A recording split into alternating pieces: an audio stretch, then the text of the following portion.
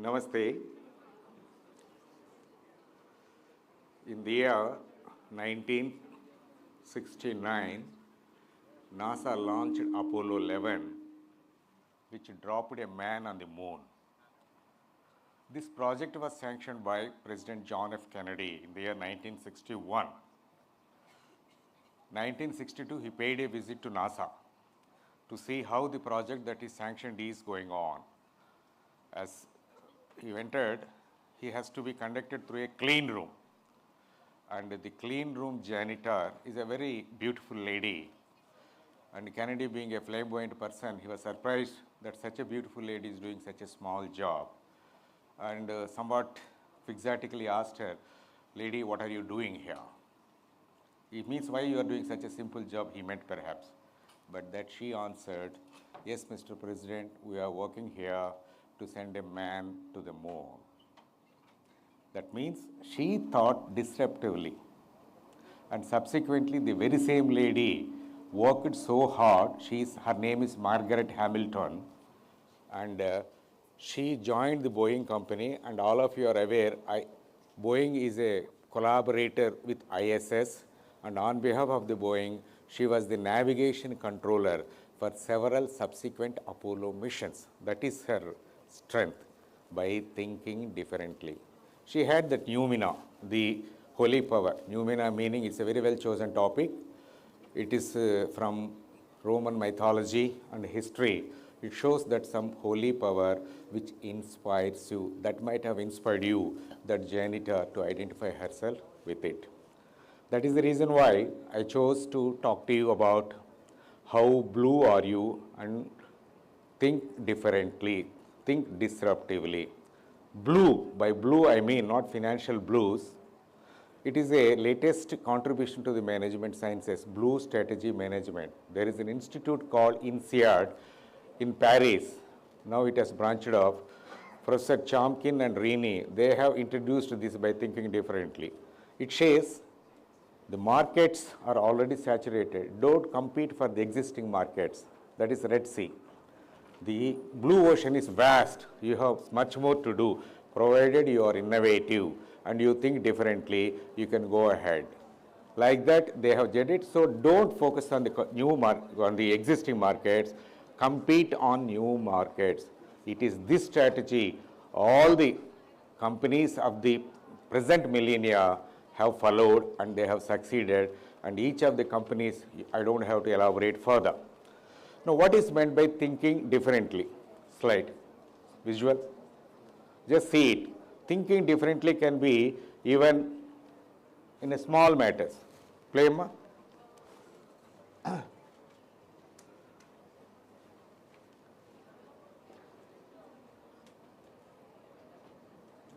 You see in this slide, the first rider is ahead, but he got struck on the cattle guard. Whereas the second rider thought a bit differently. He took a curve. He crossed the stumbling block, the cattle, and surpassed the present rider. It's a simple thing. So that is what is meant by thinking disruptively differently, even in the smallest of things. Even the smallest of things, you can think differently. See, Microsoft Bill Gates, when everybody was recruiting very wise and intelligent people, he was giving marks to the lazy persons in his recruitment process. He was preferring lazy persons who are otherwise intelligent. No, not now.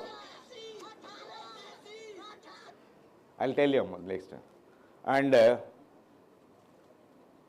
Microsoft Bill Gates, he would select lazy persons who are otherwise intelligent, who are otherwise would have been ignored by the other recruiting companies. His thinking was, a lazy person will find an easy way to reach a problem, to solve a problem. How many of us will think like that? And I don't have to elaborate about the success of Bill Gates.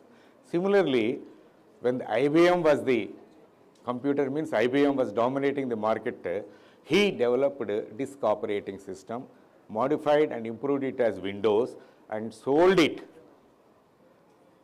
at a very lesser rate when the demand was high to IBM.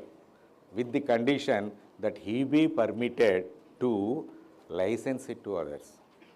It is this small thing. IBM was happy that they are giving him, that they are getting this product at a lesser rate than they wanted to buy it for. And Microsoft, Bill Gates retained the license to others, and you know the success of Windows. Because he realized when a person looks at a computer graphic interface use, he observes what is appearing before him, not others. So he looked at it from the point of view of others, how the others pursue it. Slide.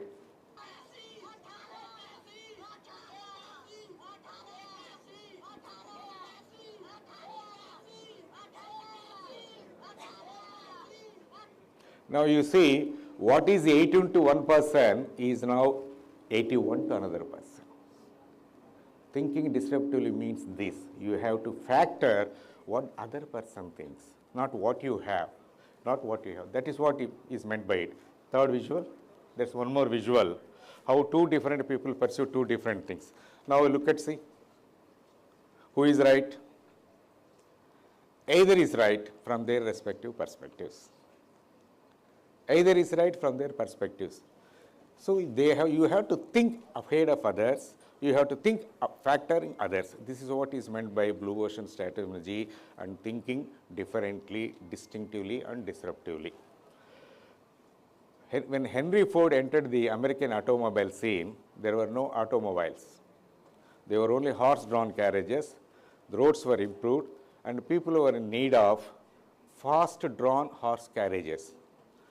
And some other people began looking at high-bred horses, but he thought differently. He wanted to have mechanization. He began designing quadricycles, then an automobile. And you know, what is the place of Ford even today in the automobile industry? He did not think like others. Sony, Akio Morita, the founder of Sony, he knew the electronics. In electronics, the technological obsolescence is very fast. If a thing is working today, something else to replace it is working elsewhere. But what he has done is, he followed what is called duck hunting. He says, consumers' preferences are like a duck floating on a lake. If you take an aim to shoot at the duck, by the time you take the position, it would have moved the other side. That is the reason why you find all Sony products are limited editions, and the next edition replaces the previous one. That is the reason why Sony became successful, because he followed that particular principle. Now, attitude also plays a great role in identifying newer markets. A journalist asked a lawyer how much time it takes to buy a Mercedes Benz. He said 3 months. I have good practice, I have 3 months. A real estate realtor was asked, he said, it takes 2 months. And a doctor was asked how much time it takes for you to buy Mercedes Benz. Doctor said 6 to 8 months. Then Ratan Tata was asked. Ratan Tata paused for a while and said 5 to 6 years. The journalist was shocked. For you to buy a Mercedes Benz, 5 to 6 years? Ratan Tata said, yes. Mercedes Benz is a big company, you know. He meant, when others meant for a single vehicle, he wanted to buy the entire company. That is how he thought disruptively. That is why he distinguishes himself from other entrepreneurs, thinking differently, not much, not more. You must be knowing there is a small parable of 3 stone cutters. 3 people were cutting stones. A passerby asked the first one, what are you doing? Sir, I am a poor man. I am eking my livelihood by cutting these stones. Then after a while, he finds the second stone cutter.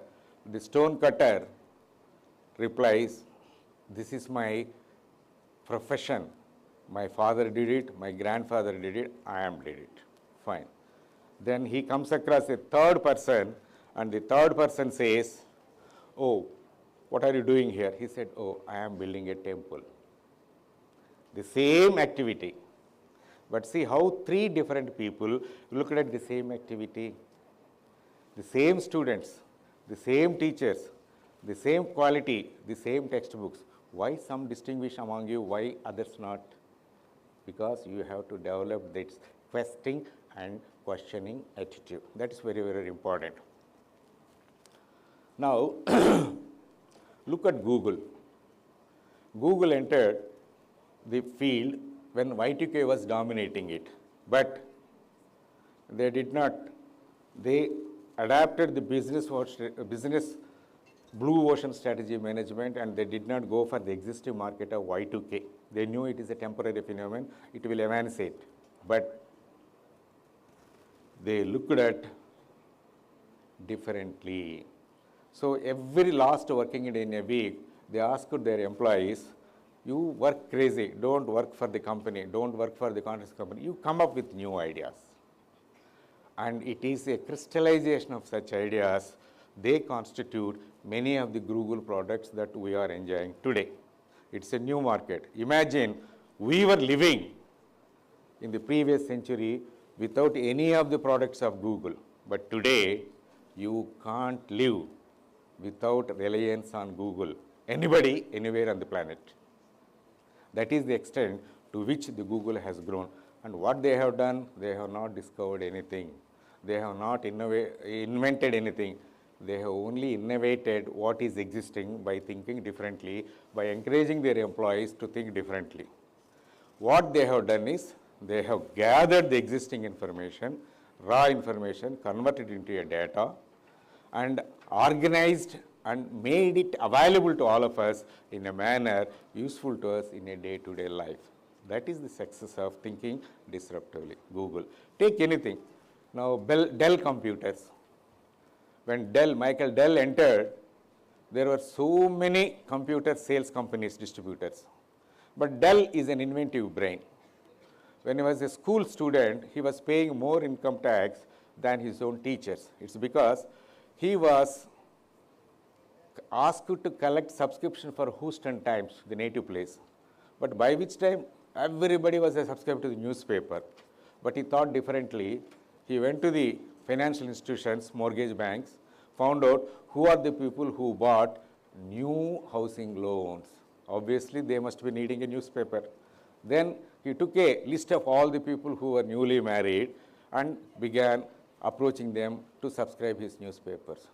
He did not. He created a new market for the Houston Times. The same approach, Michael Dell Computers, when they started, he did not believe in intermediaries. He did not believe in dealers. It is not what is sold, but how he sold. They are available directly online to you. And customs. If the market sells only 125 GB, if you need 155 GB, if you order it, it will be assembled accordingly and delivered to you. Custom oriented to the preference of the consumer, and service is online. There is no middleman, no cost, no overcost. That is how Michael Dell has come up very well. Now, gentlemen, like this I can go on stating any other examples. This is the day of quick commerce, e-commerce, quick commerce. Now, Amazon and other companies are now in the days of e-commerce, quick commerce, Blinkit, Amazon, etc. And everybody in developing countries like India are adopting a hybrid model, traditional retailing model and also the online purchases model. This was thought of in the beginning. You will be surprised, at Dilshuk Nagar in Hyderabad by a person who started Trinetra supermarket. All of you might not be aware of it, but it is a Trinetra supermarket. He was working in a private company. That company went into liquidation, so he started a retail supermarket. Then he expanded it. Then he realized there was a company in Bombay, Fabtel, etc., which was doing it in an online model. He thought that is also equally brilliant idea. He purchased this company and kept it. That was the time Birlas entered retail market. They wanted to compete with Tatas and Reliance. So they thought, let us buy this company. He sold that company at a very higher rate. and more has subsequently been acquired by Amazon. So what Amazon is now doing, the products that we are now getting are what was developed by an ordinary clerk in a private company who lost his job in Dilshuk Nagar of Hyderabad.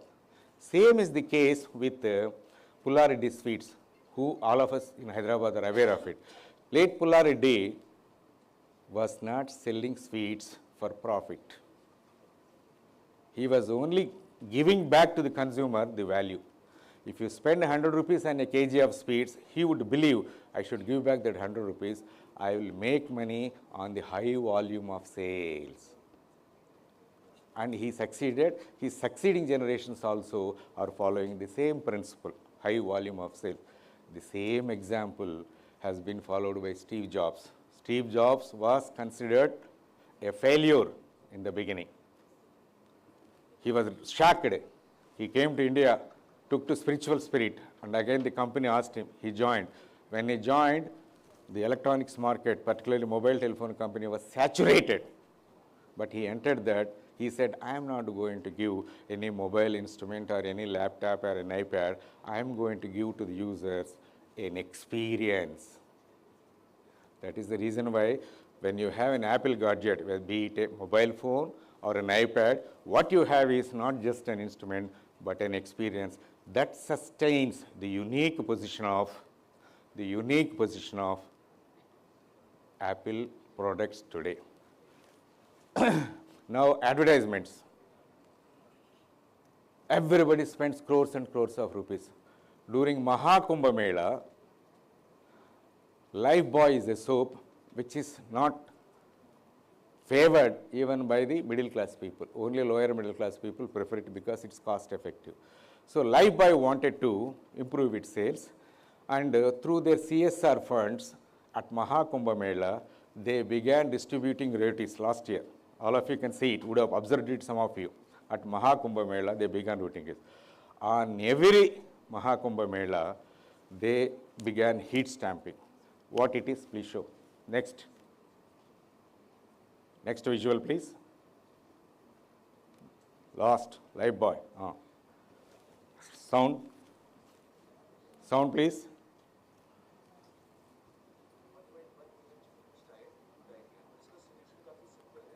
Increase the volume.